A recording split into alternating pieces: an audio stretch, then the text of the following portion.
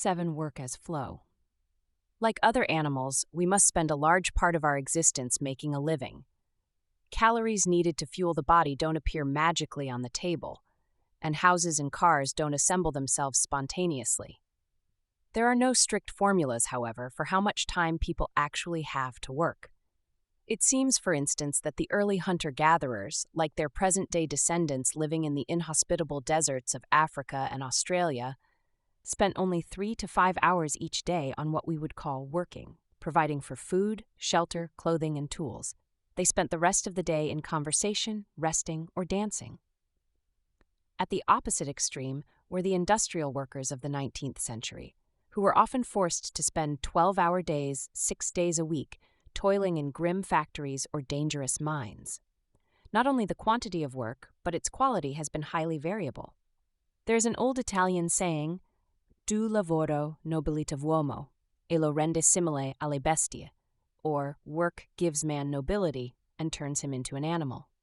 This ironic trope may be a comment on the nature of all work, but it can also be interpreted to mean that work requiring great skills and that is done freely refines the complexity of the self, and on the other hand that there are few things as entropic as unskilled work done under compulsion.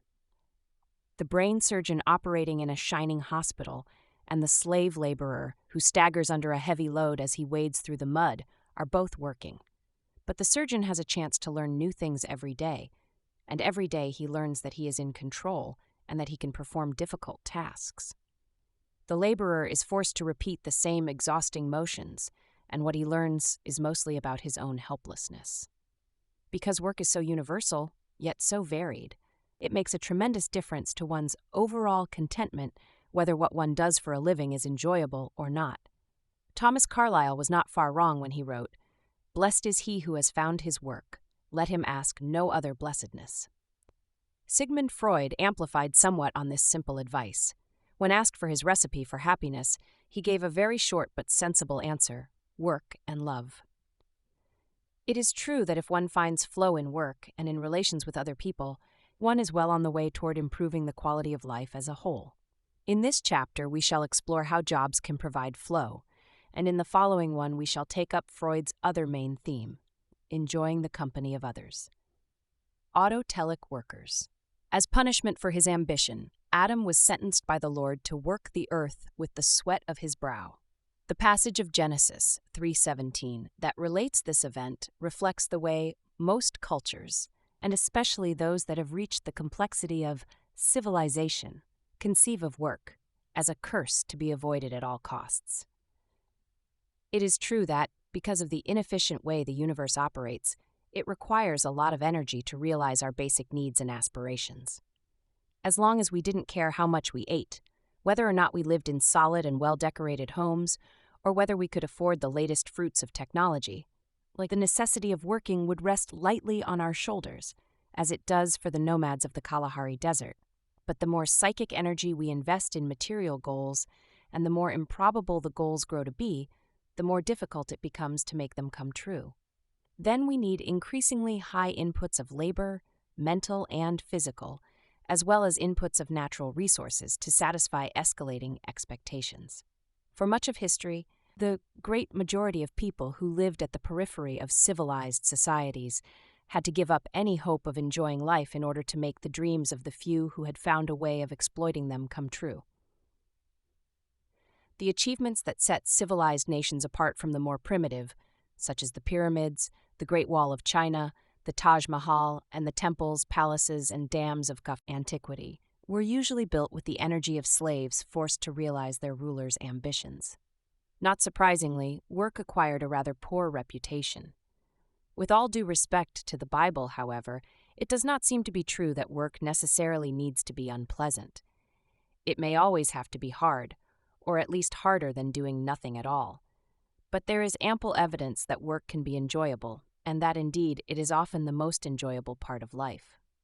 Occasionally, cultures evolve in such a way as to make everyday productive chores as close to flow activities as possible. There are groups in which both work and family life are challenging yet harmoniously integrated. In the high mountain valleys of Europe, in alpine villages spared by the Industrial Revolution, communities of this type still exist. curious to see how work is experienced in a traditional setting representative of farming lifestyles that were prevalent everywhere up to a few generations ago. A team of Italian psychologists, led by Professor Fausto Massimini and Dr. Antonella Della Fave, recently interviewed some of their inhabitants and have generously shared their exhaustive transcripts. The most striking feature of such places is that those who live there can seldom distinguish work from free time. It could be said that they work 16 hours a day each day, but then it could also be argued that they never work. One of the inhabitants, Serafina Vinon, a 76-year-old woman from the tiny hamlet of Pontrentas in the Val d'Aosta region of the Italian Alps, still gets up at 5 in the morning to milk her cows. Afterward, she cooks a huge breakfast, cleans the house, and depending on the weather and time of year, either takes the herd to the meadows just below the glaciers, tends the orchard, or cards some wool. In summer, she spends weeks on the high pastures cutting hay, and then carries huge bales of it on her head the several miles down to the barn. She could reach the barn in half the time if she took a direct route, but she prefers following invisible winding trails to save the slopes from erosion. In the evening, she may read or tell stories to her great-grandchildren, or play the accordion for one of the parties of friends and relatives that assemble at her house a few times a week. Serafina knows every tree, every boulder, every feature of the mountains as if they were old friends. Family legends going back many centuries are linked to the landscape. On this old stone bridge, when the plague of 1473 had exhausted itself, one night the last surviving woman of Serafina's village, with a torch in her hand, met the last surviving man of the village further down the valley. They helped each other, got married, and became the ancestors of her family. It was in that field of raspberries that her grandmother was lost when she was a little girl. On this rock, standing with a pitchfork in his hand, the devil threatened Uncle Andrew during the freak snowstorm of 24. When Serafina was asked what she enjoys doing most in life, she had no trouble answering. Milking the cows, taking them to the pasture, pruning the orchard, carding wool.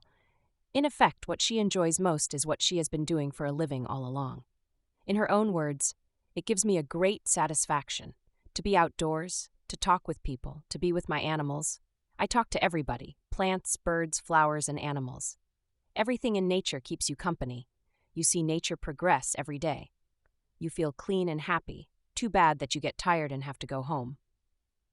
Even when you have to work a lot, it is very beautiful." When she was asked what she would do if she had all the time and money in the world, Serafina laughed and repeated the same list of activities. She would milk the cows, take them to pasture, tend the orchard, card wool. It is not that Serafina is ignorant of the alternatives offered by urban life. She watches television occasionally and reads news magazines, and many of her younger relatives live in large cities and have comfortable lifestyles, with cars, appliances, and exotic vacations. But their more fashionable and modern way of life does not attract Serafina. She is perfectly content and serene with the role she plays in the universe. 10 of the oldest residents of Pontrentas, ranging from 66 to 82 years of age, were interviewed. All of them gave responses similar to Serafina's. None of them drew a sharp distinction between work and free time. All mentioned work as the major source of optimal experiences, and none would want to work less if given a chance.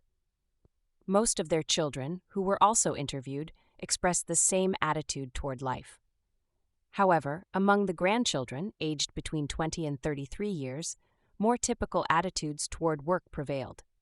Given a chance, they would have worked less and spent more time instead in leisure, reading, sports, traveling, seeing the latest shows. Partly this difference between the generations is a matter of age. Young people are usually less contented with their lot, more eager for change, and more intolerant of the constraints of routine. But in this case, the divergence also reflects the erosion of a traditional way of life, in which work was meaningfully related to people's identities and to their ultimate goals. Some of the young people of Pontrentas might in their old age come to feel about their work as Serafina does. Probably the majority will not. Instead, they will keep widening the gap between jobs that are necessary but unpleasant and leisure pursuits that are enjoyable but have little complexity. Life in this alpine village has never been easy. To survive from day to day, each person had to master a very broad range of difficult challenges, ranging from plain hard work to skillful crafts, to the preservation and elaboration of a distinctive language, of songs, of artworks, of complex traditions. Yet somehow the culture has evolved in such a way that the people living in it find these tasks enjoyable. Instead of feeling oppressed by the necessity to work hard, they share the opinion of Juliana B., a 74-year-old lady. I am free in my work, because I do whatever I want. If I don't do something today, I will do it tomorrow. I don't have a boss. I am the boss of my own life. I have kept my freedom, and I have fought for my freedom. Certainly not all pre-industrial cultures were this idyllic. In many hunting or farming societies, life was harsh, brutish, and short. In fact, some of the alpine communities not far from Pontrentas were described by foreign travelers of the last century as riddled with hunger, disease, and ignorance. To perfect a lifestyle capable of balancing harmoniously human goals with the resources of the environment is as rare a feat as building one of the great cathedrals that fill visitors with awe. We can't generalize from one successful example to all pre-industrial cultures. But by the same token, even one exception is sufficient to disprove the notion that work must always be less enjoyable than freely chosen leisure. But what about the case of an urban laborer whose work is not so clearly tied to his subsistence? Serafina's attitude, as it happens, is not unique to traditional farming villages. We can occasionally find it around us in the midst of the turmoils of the industrial age. A good example is the case of Joe Kramer, a man we interviewed in one of our early studies of the flow experience. Joe was in his early 60s, a welder in a South Chicago plant where railroad cars are assembled. About 200 people worked with Joe in 3 huge, dark, hangar-like structures where steel plates weighing several tons move around suspended from overhead tracks and are welded amid showers of sparks to the wheelbases of freight cars. In summer, it is an oven. In winter, the icy winds of the prairie howl through. The clanging of metal is always so intense that one must shout into a person's ear to make oneself understood. Joe came to the United States when he was 5 years old, and he left school after 4th grade. He had been working at this plant for over 30 years, but never wanted to become a foreman. He declined several promotions, claiming that he liked being a simple welder and felt uncomfortable being anyone's boss. Although he stood on the lowest rung of the hierarchy in the plant, everyone knew Joe, and everyone agreed that he was the most important person in the entire factory. The manager stated that if he had 5 more people like Joe, his plant would be the most efficient in the business.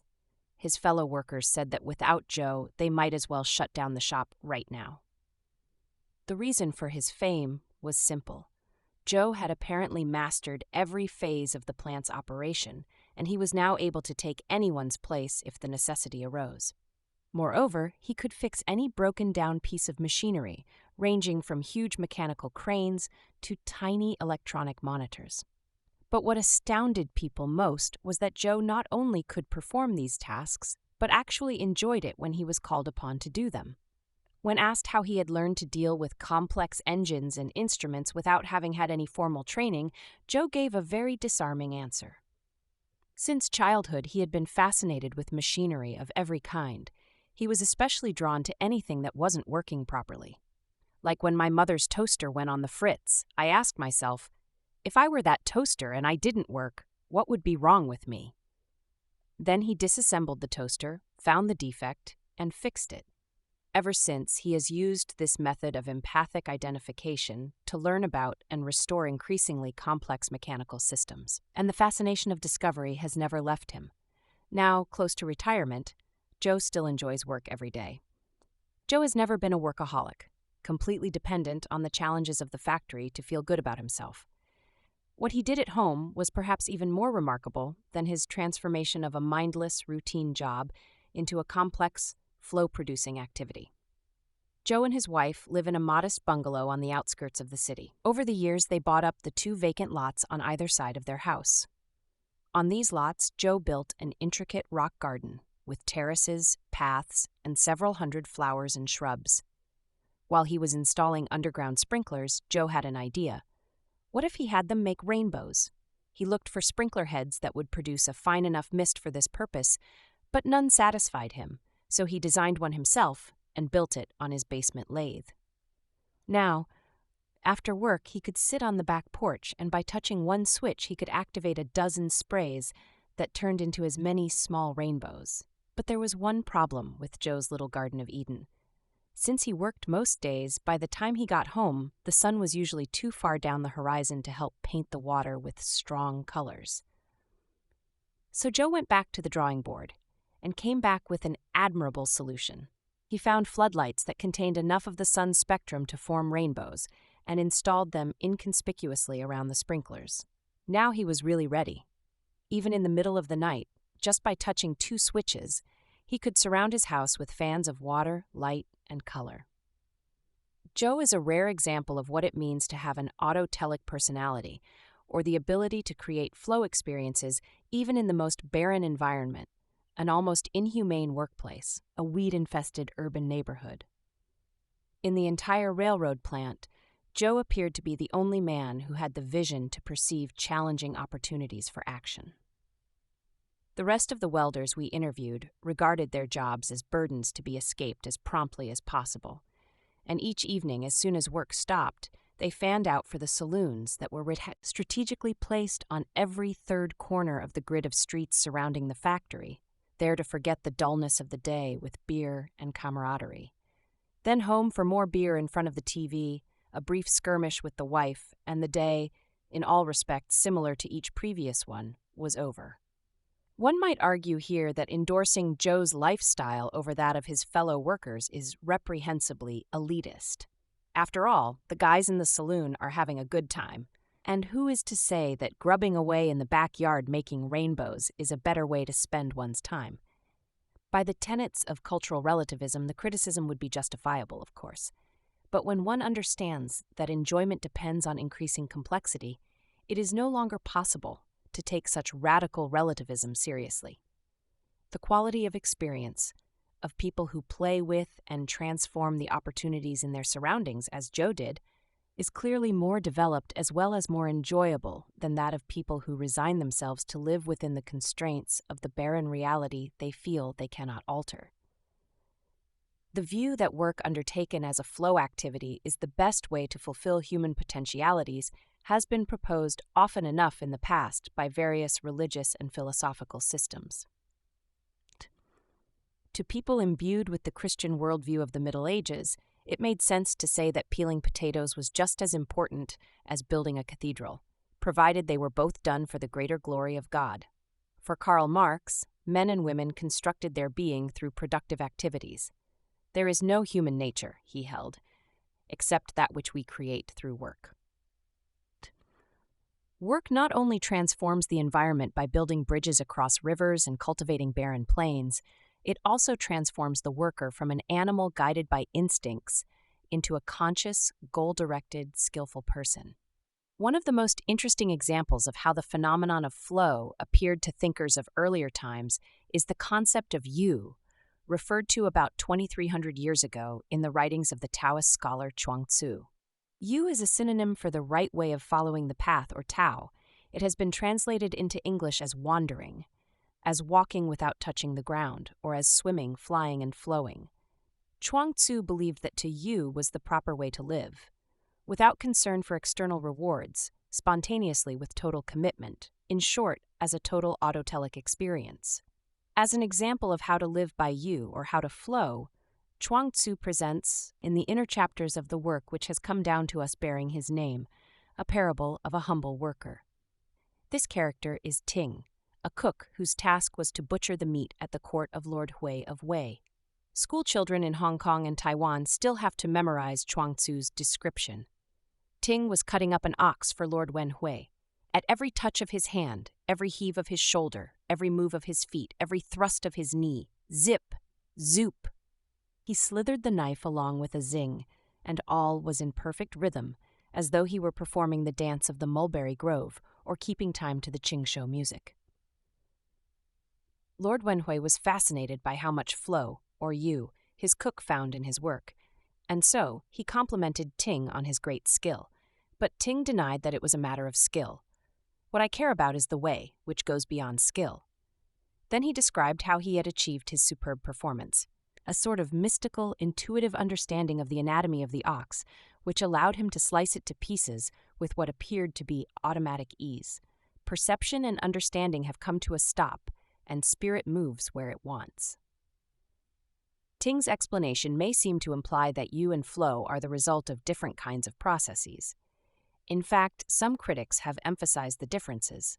While flow is the result of a conscious attempt to master challenges, you occurs when the individual gives up conscious mastery. In this sense, they see flow as an example of the Western search for optimal experience, which according to them is based on changing objective conditions, e.g., by confronting challenges with skills, whereas you is an example of the Eastern approach, which disregards objective conditions entirely in favor of spiritual playfulness and the transcendence of actuality. But how is a person to achieve this transcendental experience and spiritual playfulness? In the same parable, Chuang-Tzu offers a valuable insight to answer this question, an insight that has given rise to diametrically opposite interpretations. In Watson's translation, it reads as follows: "However, whenever I come to a complicated place, I size up the difficulties, tell myself to watch out and be careful, keep my eyes on what I'm doing, work very slowly, and move my knife with the greatest of subtlety, until, flop, the whole thing comes apart like a clod of earth crumbling to the ground. I stand there holding the knife and look all around me, completely satisfied and reluctant to move on, and then I wipe off the knife and put it away." Now, some earlier scholars have taken this passage to refer to the working methods of a mediocre carver who does not know how to hew.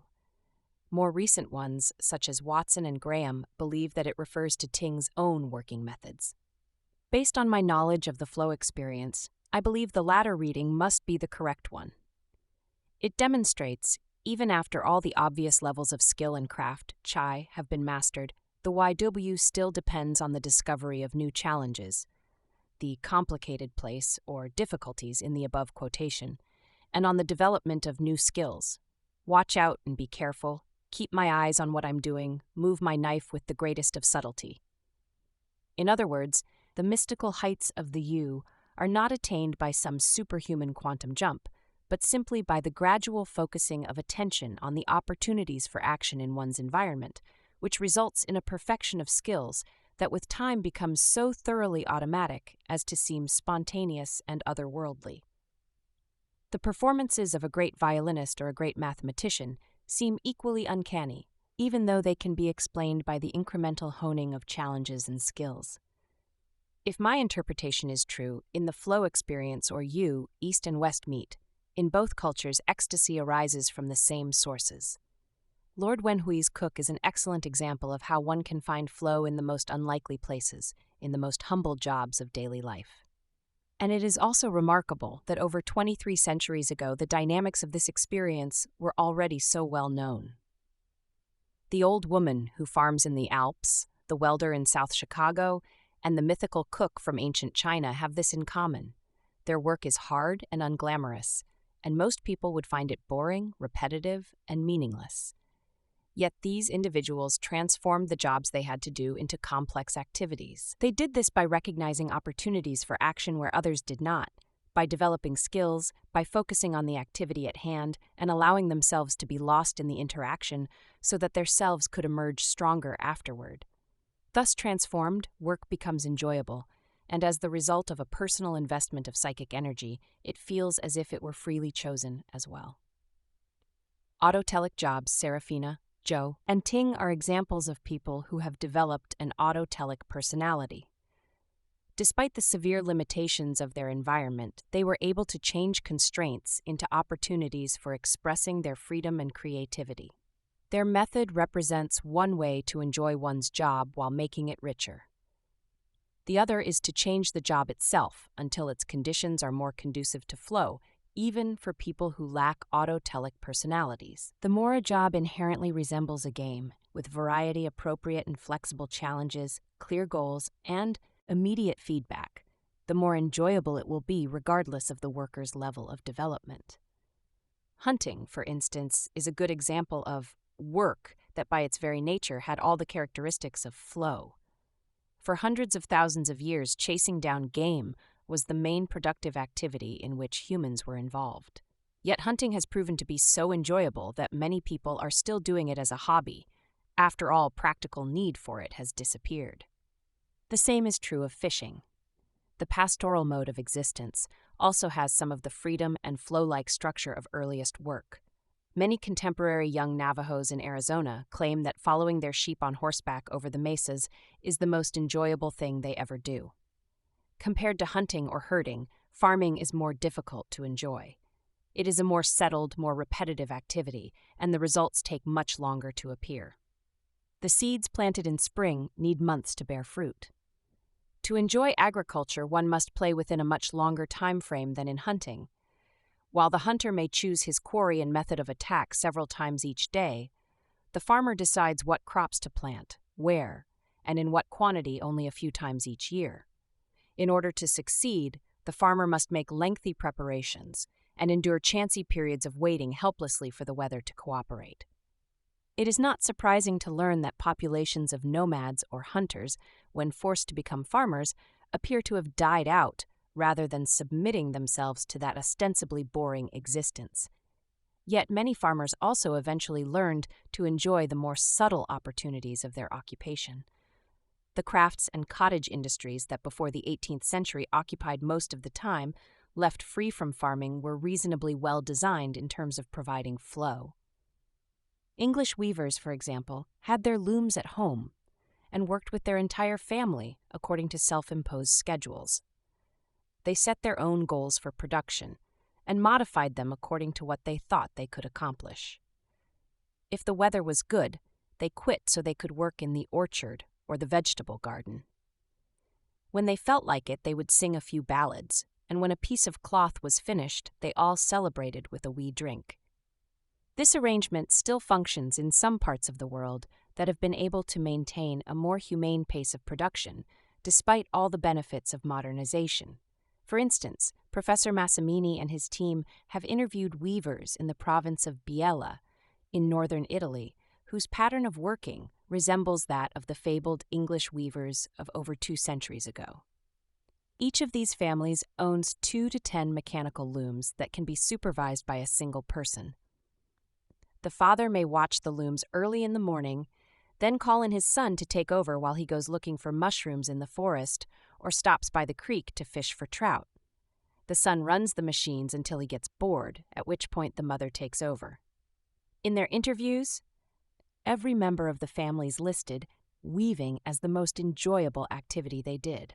More than traveling, more than going to discos, more than fishing, and certainly more than watching TV. The reason that working was so much fun is that it was continually challenging.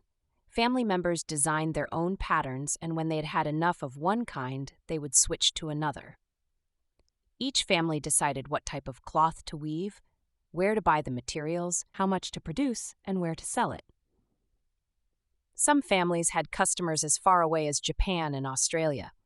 Family members were always traveling to manufacturing centers to keep abreast of new technical developments, or to buy necessary equipment as cheaply as possible.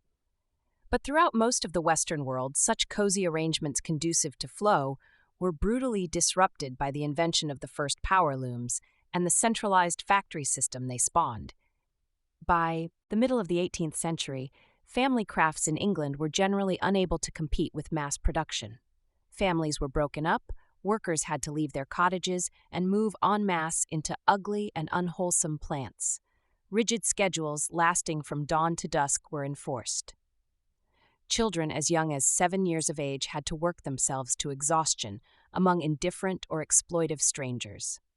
If the enjoyment of work had any credibility before, it was effectively destroyed in that first frenzy of industrialization.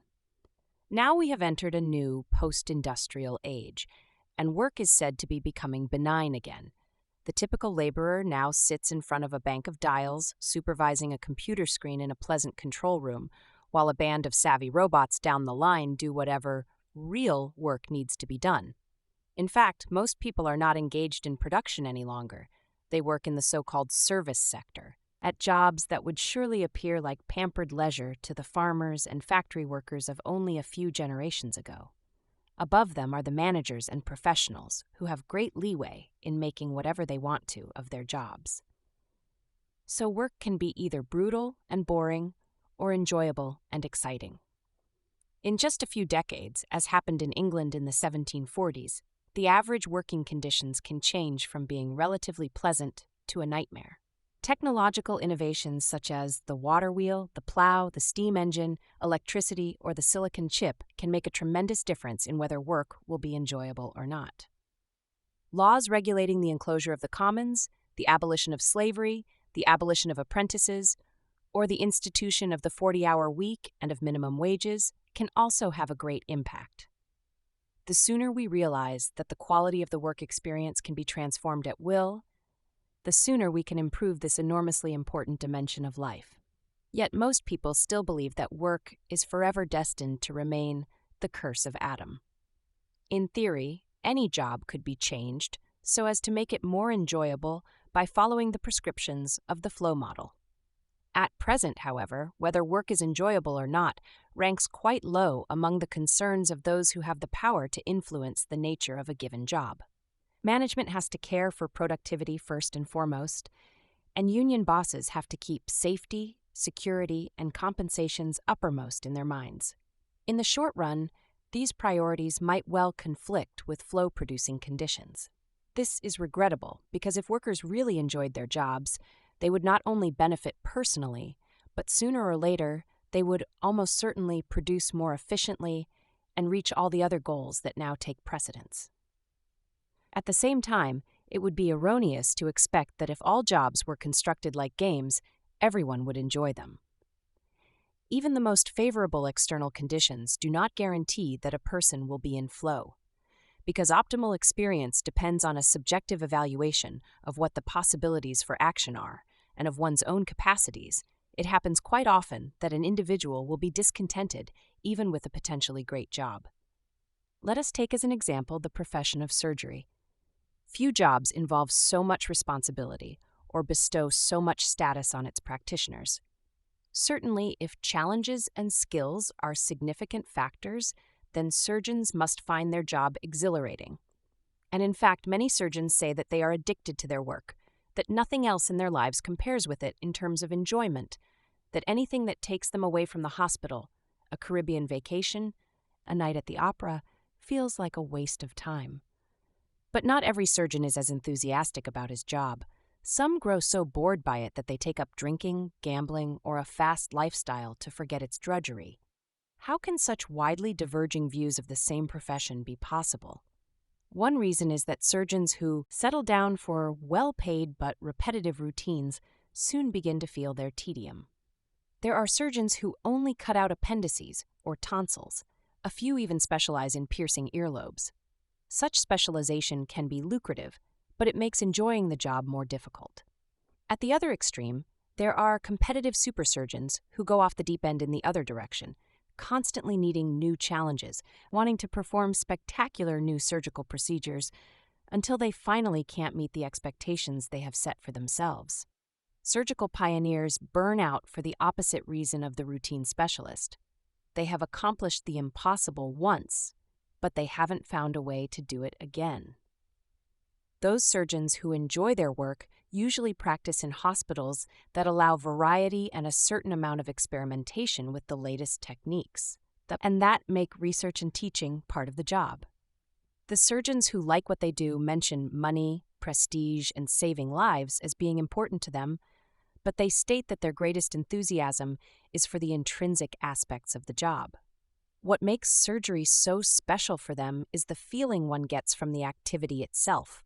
And the way they describe that feeling is in almost every detail similar to the flow experiences reported by athletes, artists, or the cook who butchered the meat for the Lord of Way. The explanation for this is that surgical operations have all the characteristics that a flow activity should have. Surgeons mention, for instance, how well defined their goals are. An internist deals with problems that are less specific and localized, and a psychiatrist with even more vague and ephemeral symptoms and solutions. By contrast, the surgeon's task is crystal clear: to cut out the tumor, or set the bone, or get some organ pumping away again. Once that task is accomplished, he can sew up the incision and turn to the next patient with the sense of a job well done. Similarly, surgery provides immediate and continuous feedback. If there is no blood in the cavity, the operation is going well, then the diseased tissue comes out or the bone is set. The stitches take or not, if that is the case, but throughout the process one knows exactly how successful one is, and if not, why not.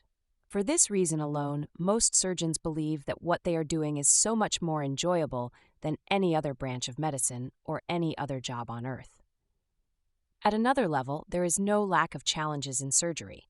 In the words of one surgeon, "I get intellectual enjoyment, like the chess player or the academic who studies ancient Mesopotamian toothpicks. The craft is enjoyable, like carpentry is fun. The gratification of taking an extremely difficult problem and making it go." And another, "It's very satisfying, and if it is somewhat difficult, it is also exciting.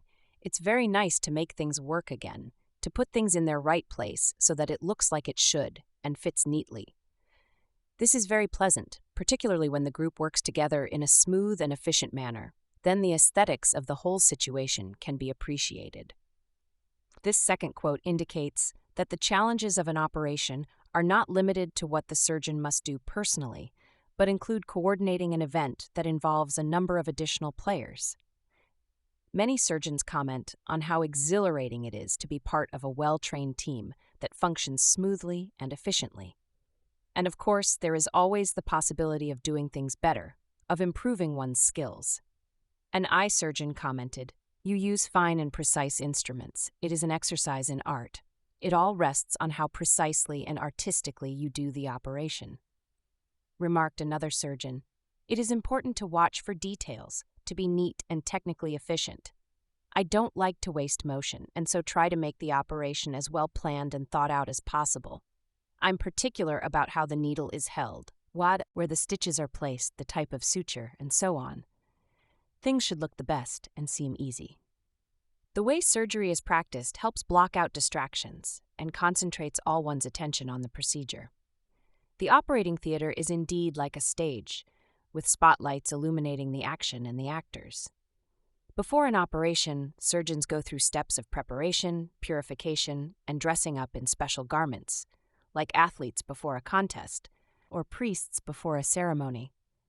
These rituals have a practical purpose, but they also serve to separate celebrants from the concerns of everyday life and focus their minds on the event to be enacted.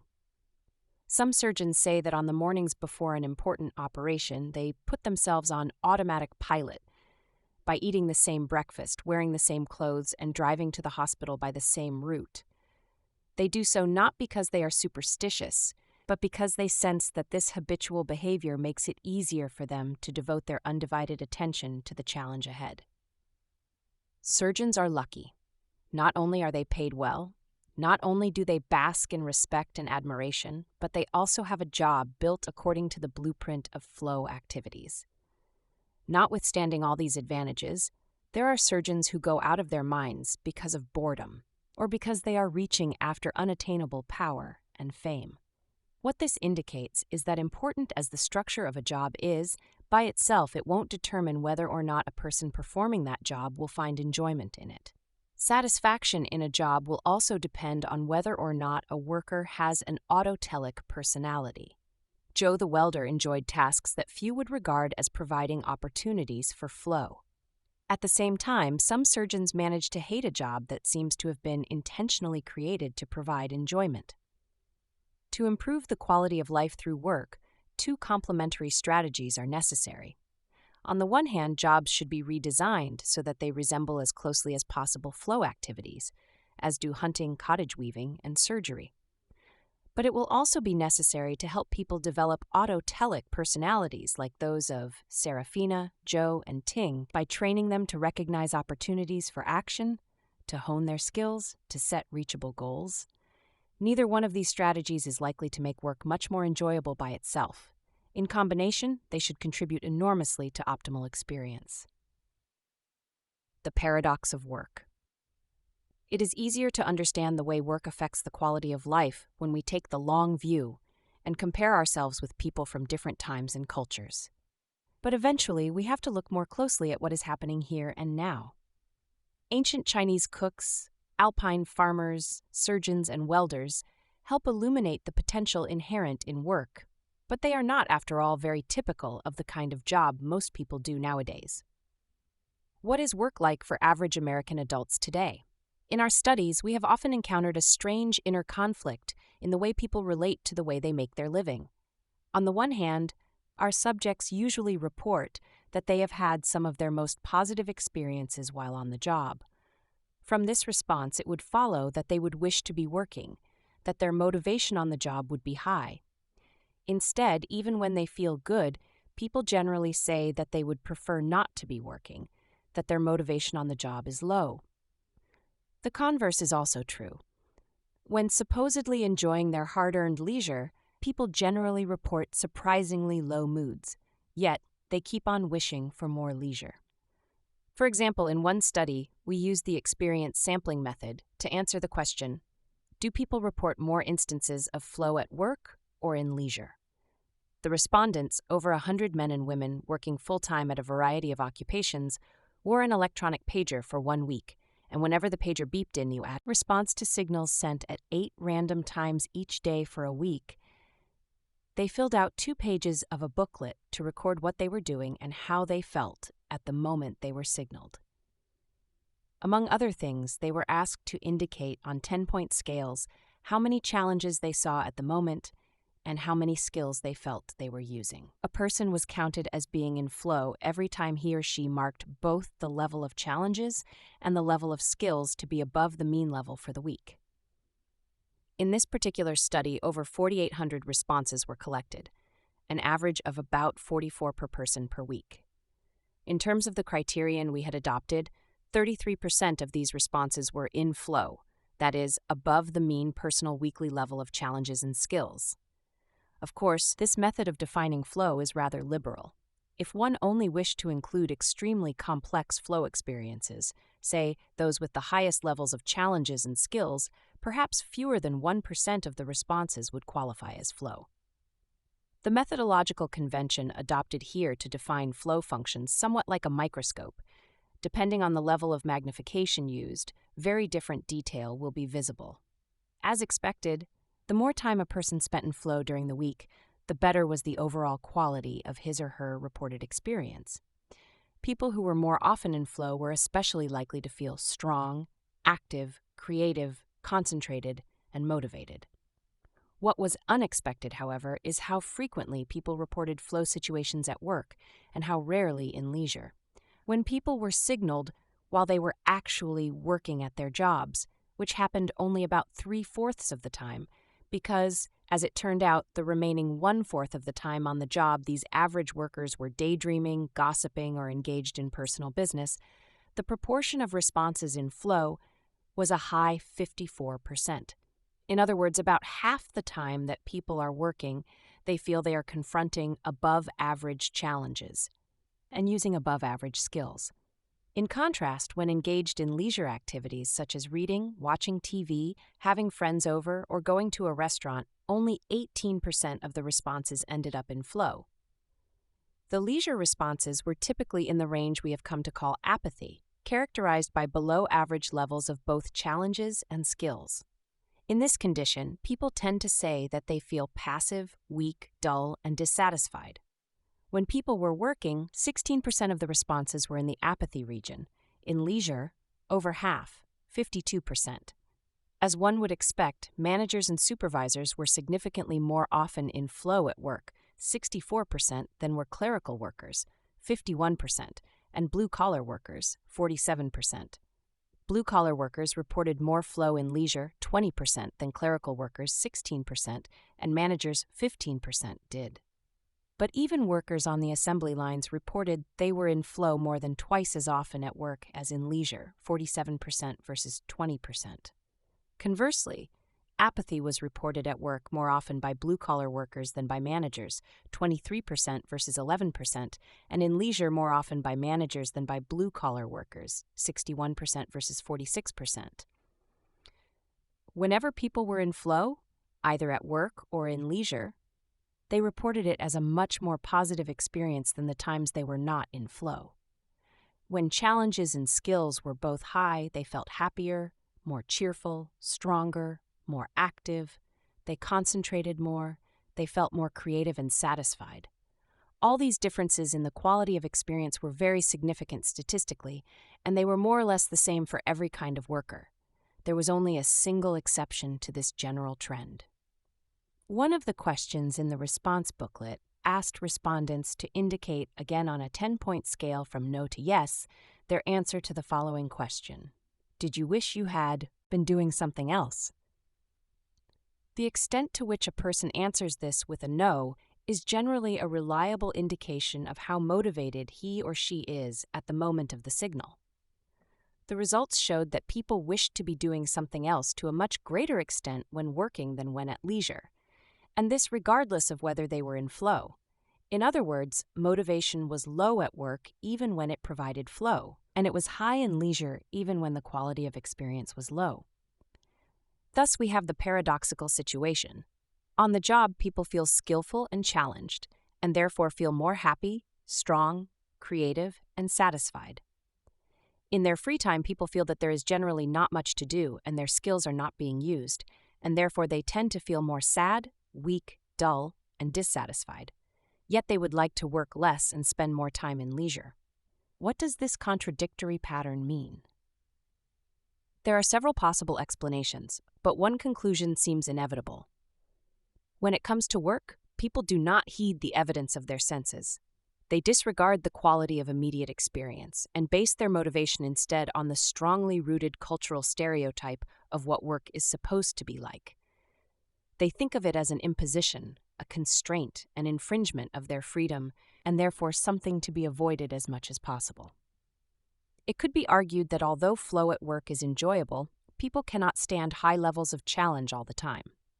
They need to recover at home, to turn into couch potatoes for a few hours each day, even though they don't enjoy it. But comparative examples seem to contradict this argument. For instance, the farmers of Pontrentas work much harder and for longer hours than the average American, and the challenges they face in their daily round require at least as high levels of concentration and involvement. Yet they don't wish to be doing something else while working, and afterward, instead of relaxing, they fill their free time with demanding leisure activities. As these findings suggest, the apathy of many of the people around us is not due to their being physically or mentally exhausted. The problem seems to lie more in the modern worker's relation to his job, with the way he perceives his goals in relation to it. When we feel that we are investing attention in a task against our will, it is as if our psychic energy is being wasted. Instead of helping us reach our own goals, it is called upon to make someone else's come true. The time channeled into such a task is perceived as time subtracted from the total available for our life. Many people consider their jobs as something they have to do, a burden imposed from the outside, an effort that takes life away from the ledger of their existence. So even though the momentary on-the-job experience may be positive, they tend to discount it because it does not contribute to their own long-range goals. It should be stressed, however, that dissatisfaction is a relative term. According to large-scale national surveys conducted between 1972 and 1978, only 3% of American workers said they were very dissatisfied with their jobs, while 52% said they were very satisfied, one of the highest rates in industrialized nations. But one can love one's job and still be displeased with some aspects of it, and try to improve what is not perfect. In our studies, we find that American workers tend to mention 3 main reasons for their dissatisfaction with their jobs, all of which are related to the quality of experience typically available to them at work. Even though, as we have just seen, their experience at work tends to be better than it is at home. Contrary to popular opinion, salary and other material concerns are generally not among their most pressing concerns. The first and perhaps most important complaint concerns the lack of variety and challenge. This can be a problem for everyone, but especially for those in lower-level occupations in which routine plays a major role. The second has to do with conflicts with other people on the job, especially bosses. The third reason involves burnout. Too much pressure, too much stress, too little time to think for oneself, too little time to spend with the family. This is a factor that particularly troubles the higher echelons, executives and managers. Such complaints are real enough as they refer to objective conditions, yet they can be addressed by a subjective shift in one's consciousness. Variety and challenge, for instance, are in one sense inherent characteristics of jobs, but they also depend on how one perceives opportunities. Ting, Serafina, and Joe saw challenges in tasks that most people would find dull and meaningless. Whether a job has variety or not ultimately depends more on a person's approach to it than on actual working conditions. The same is true of the other causes of dissatisfaction. Getting along with coworkers and supervisors might be difficult, but generally can be managed if one makes the attempt. Conflict at work is often due to a person's feeling defensive out of a fear of losing face. To prove himself, he sets certain goals for how others should treat him and then expects rigidly that others will fulfill those expectations. This rarely happens as planned, however, because others also have an agenda for their own rigid goals to be achieved. Perhaps the best way to avoid this impasse is to set the challenge of reaching one's goals while helping the boss and colleagues reach theirs. It is less direct and more time-consuming than forging ahead to satisfy one's interests, regardless of what happens to others, but in the long run, it seldom fails. Finally, stresses and pressures are clearly the most subjective aspects of a job, and therefore the ones that should be most amenable to the control of consciousness. Stress exists only if we experience it. It takes the most extreme objective conditions to cause it directly. The same amount of pressure will wilt one person and be a welcome challenge to another. There are hundreds of ways to relieve stress, some based on better organization, delegation of responsibility, better communication with coworkers and supervisors. Others are based on factors external to the job, such as improved home life, leisure patterns, or inner disciplines like transcendental meditation. These piecemeal solutions may help, but the only real answer to coping with work stress is to consider it part of a general strategy to improve the overall quality of experience. Of course, this is easier said than done. To do so involves mobilizing psychic energy and keeping it focused on personally forged goals, despite inevitable distractions. Various ways of coping with external stress will be discussed later in Chapter 9. Now, it may be useful to consider how the use of leisure time contributes or fails to contribute to the overall quality of life. The waste of free time. Although, as we have seen, people generally long to leave their places of work and get home, ready to put their hard-earned free time to good use, all too often they have no idea what to do there. Ironically, jobs are actually easier to enjoy than free time because, like flow activities, they have built-in goals, feedback, rules, and challenges, all of which encourage one to become involved in one's work, to concentrate and lose oneself in it. Free time, on the other hand, is unstructured and requires much greater effort to be shaped into something that can be enjoyed. Hobbies that demand skill, habits that set goals and limits, personal interests, and especially inner discipline help to make leisure what it is supposed to be, a chance for recreation. But on the whole, people miss the opportunity to enjoy leisure even more thoroughly than they do with working time. Over 60 years ago, the great American sociologist Robert Park already noted, "It is in the improvident use of our leisure, I suspect, that the greatest wastes of American life occur." The tremendous leisure industry that has arisen in the last few generations has been designed to help fill free time with enjoyable experiences. Nevertheless, instead of using our physical and mental resources to experience flow, most of us spend many hours each week watching celebrated athletes playing in enormous stadiums. Instead of making music, we listen to platinum records cut by millionaire musicians. Instead of making art, we go to admire paintings that brought in the highest bids at the latest auction. We do not run risks acting on our beliefs, but occupy hours each day watching actors who pretend to have adventures, engaged in mock meaningful action. This vicarious participation is able to mask, at least temporarily, the underlying emptiness of wasted time. But it is a very pale substitute for attention invested in real challenges. The flow experience that results from the use of skills leads to growth. Passive entertainment leads nowhere. Collectively, we are wasting each year the equivalent of millions of years of human consciousness. The energy that could be used to focus on complex goals to provide for enjoyable growth is squandered on patterns of stimulation that only mimic reality.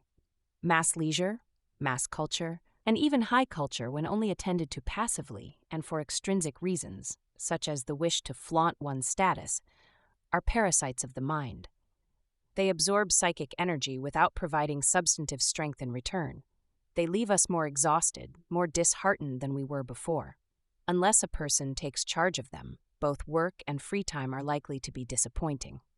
Most jobs and many leisure activities, especially those involving the passive consumption of mass media, are not designed to make us happy and strong. Their purpose is to make money for someone else. If we allow them to, they can suck out the marrow of our lives, leaving only feeble husks. But like everything else, work and leisure can be appropriated for our needs. People who learn to enjoy their work, who do not waste their free time, end up feeling that their lives as a whole have become much more worthwhile. The future, wrote C.K. Brightbill, will belong not only to the educated man, but to the man who is educated to use his leisure wisely.